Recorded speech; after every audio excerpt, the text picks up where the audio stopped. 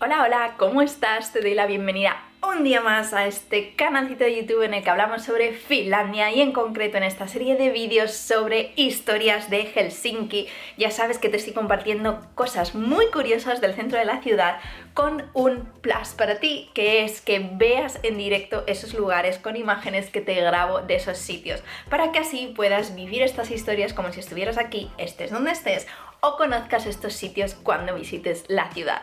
Y hoy vamos a hablar de la estación de tren que está sobre el pantano. Antes de ir a la historia, como siempre, por favor suscríbete al canal si todavía no lo has hecho. Y si quieres noticias del día a día de Finlandia, curiosidades, historias, reels, fotos del otoño, lo que te apetezca, pásate por Instagram porque ahí es donde os comparto más contenido a diario. Y ahora ya sí que sí, vamos a empezar con la historia de hoy, la estación de tren que está sobre el pantano. ¿Qué estación de tren podría ser? Pues sin ninguna duda, seguro que lo has adivinado, la estación más emblemática y uno de los edificios que yo creo más llaman la atención, más curiosos y más sentimientos o más sensaciones nos provocan cuando visitamos el centro de Helsinki, efectivamente la estación central o Rautatientori. Su estilo neogótico, no sé, yo siempre digo como que es un poco rollo Batman, ¿no? O sea, realmente parece Gotham City, un edificio de los de Gotham City, ¿no? Esos grandísimos guardianes que llevan los farolitos, los pequeños detalles que hay en todas partes, aquí y allá, Art Deco, Art Nouveau, no sé, todo te da como una sensación. Bueno, yo creo que es un edificio que en general no te deja, digamos, no decepciona y no pasa desapercibido. Y este edificio, cuando se empezó a pensar en esa conexión por tren de Finlandia, realmente lo que había ahí era un pantano, pero no un pantano cualquiera, un pantano de los asquerosillos. ¿Por qué? Pues porque era, digamos, estaba fuera de los límites de la ciudad y era donde dejaban los desechos, la caca y todas esas cosas así un poco asquerosillas. O sea que os podéis imaginar, aunque Helsinki no era una ciudad gigante, aquello no era el sitio más, en fin, salubre. Y bueno, yo no me quiero ni imaginar la peste, por favor, qué asco. El zar Alexander II visitó Finlandia en 1856 y decidió que iba a empezar a construir el ferrocarril. Y esa primera línea que pensó fue la que iba a unir Helsinki y Hämeenlinna, no está muy lejos, y es la línea que después continuaría hacia Tampere. Era un esfuerzo por mejorar la economía del país y sobre todo imaginaros, aquí las distancias son grandes, o sea que en aquel momento lo que es la parte del interior de Finlandia estaba completamente incomunicada o muy mal comunicada con el sur más cercano al resto de Europa, más rico, más en conexión con Rusia, con Suecia, y por lo tanto esa transmisión de riqueza, de mismamente pues todo, la educación, la cultura, todo no se daba con facilidad. En 1862, como digo, se empezó a construir esa vía, se construyó y el año después volvió el zar para hacer la inauguración. Y es divertido porque en aquel entonces la estación era tan pequeña que no había suficiente espacio para alojar a el zar, los dignatarios, las personas importantes, la corte. Imaginaros, ¿no? Cuando esta gente pues viajaba a lo grande. Se tuvo que construir como una especie de escenario, un suelo grande específico para albergar a tanta gente solo para ese día. En esa década, en los 1860, esos lugares de alrededor de la estación que hoy vemos, pues que son estas plazas donde hay un montón de conexiones de autobuses y diferentes hoteles, edificios chulos y tal, eso era todavía bosque. Imaginaros, es que ibas a coger el tren y era el bosque. Una de las cosas curiosas de la estación es que en aquel entonces las vías del tren empezaban, digamos, un poquito más cerca del mar. Entonces realmente cuando vamos a montarnos hoy en día a un tren, ya hemos recorrido 140 metros desde el kilómetro cero de Finlandia, del kilómetro cero de las vías de Finlandia.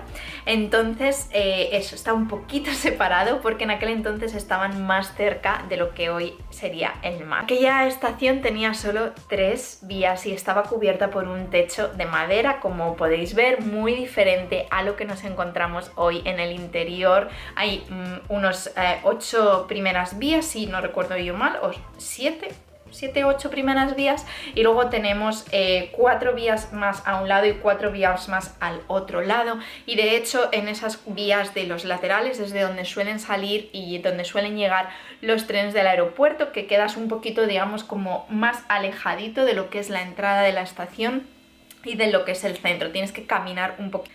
Dentro de la estación también tenemos pues hoy en día todas las comodidades, restaurantes, sitios para tomar café, pequeños supermercados, consignas, los letreros de a dónde van los trenes, y como curiosidad, aquella primera línea de tren que se inauguró en aquellos años, que llega hasta Tampere. Cuando llegó a Tampere en aquel entonces el tren tardaba más de 6 horas en llegar. Fijaros que hoy son 1 hora y media más o menos lo que tarda el tren a Tampere. La estación, como os imagináis, tiene millones de historias y anécdotas, así que hoy solo os voy a contar algunas de las que a mí me resultan más interesantes. La primera de ellas es que varios trenes han descarrilado en la estación, incluso chocándose contra el hotel de Scandic, que hoy está en uno de los laterales de la estación y que por cierto es un hotel que os recomiendo mucho si vais a venir al centro de Helsinki. Como os decía, 3 veces se ha dado esto. La primera en 1926, después en 1940 y la última, muy reciente, en 1990. Pero es que cuando hubo ese choque contra el hotel fue en 2010, que se soltaron, no fue como que el tren descarrilase, sino que se soltaron 4 vagones de un tren y acabaron frente de ese hotel y espachurrados un poco contra el hotel. Por suerte en estos accidentes no hubo que lamentar víctimas ni nada. La estación que hoy vemos con ese estilo Tudor que parece pues eso, como una mansión o una, no sé, bueno, vosotros lo diréis. Si habéis estado, si la estáis viendo ahora, decidme qué os recuerda, ¿vale? Dejádmelo en los comentarios.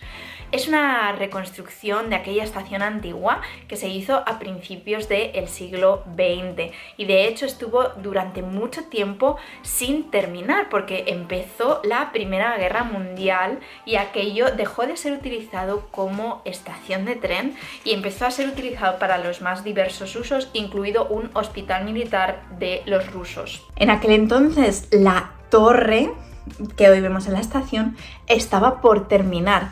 Tanto es así que se utilizó como morgue para aquellos tiempos de guerra. Otra de las grandes historias de la estación es que uno de los grandes dirigentes del país, Kyösti Kallio, murió allí en los brazos de los comandantes que le acompañaban.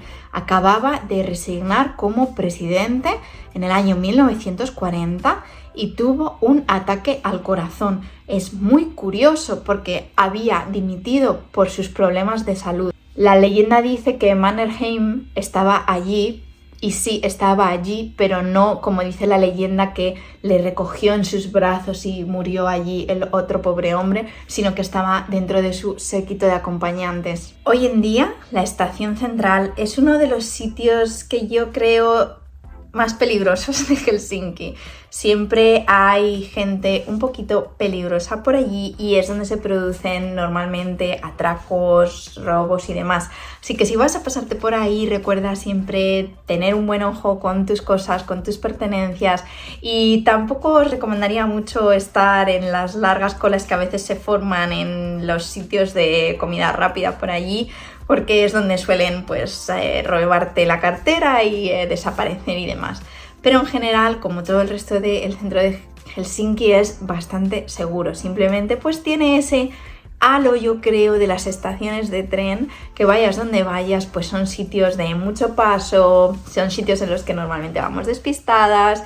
Y bueno, pues estas cosillas pueden ocurrir. Y hasta aquí la historia de hoy. Espero que te haya gustado tanto como a mí. Me encanta ir a la estación, siempre me fijo un montón en todos los detalles de la arquitectura y por eso siempre voy leyendo nuevas historias, leyendo cosas y aprendiendo sobre el lugar. Si te ha gustado el vídeo, como siempre te pido que dejes el me gusta por aquí abajo y nos vemos en el siguiente. ¡Chao!